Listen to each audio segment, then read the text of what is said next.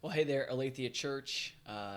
Thank you for joining us in Gospel Community this week. I just want to spend a few minutes recapping my sermon from this past Sunday that I had entitled A Praying Church.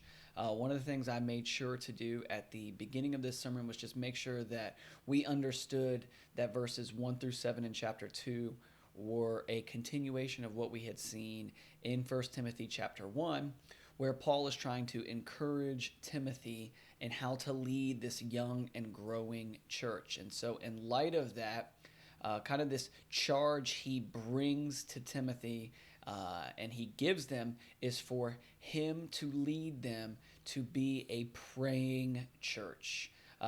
We said that there were three things we see here in 1 Timothy chapter 2, verses 1 through 7. We see the call to prayer, we see the reason for prayer, and then we also see the power behind prayer.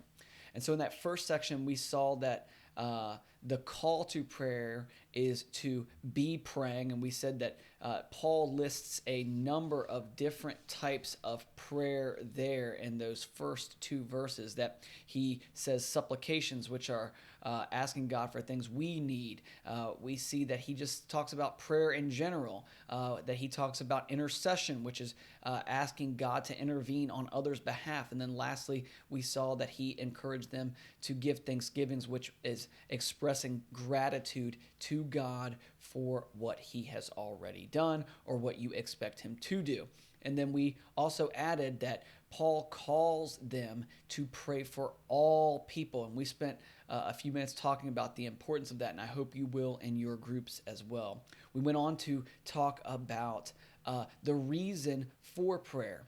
And we saw primarily that prayer was for our good, but that it also pleased God, and that this was a call for God's people, the church, to please him in petitioning and going to him in prayer.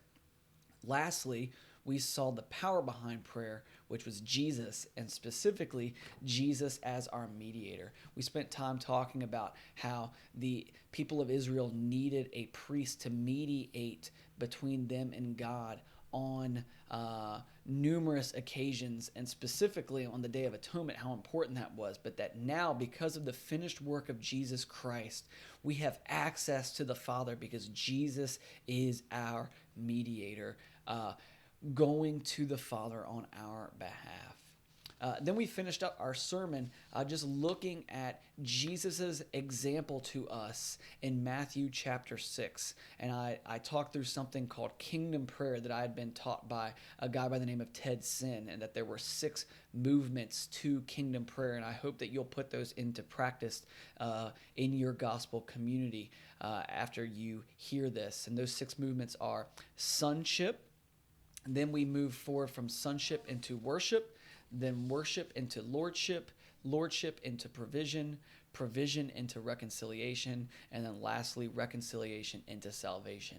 And your gospel community leaders will spend a little time just recapping those for you and what each one means. But I hope then you'll spend time together working through kingdom prayer together, either in smaller groups or as one large group, just learning to pray the Lord's Prayer together and seeking him.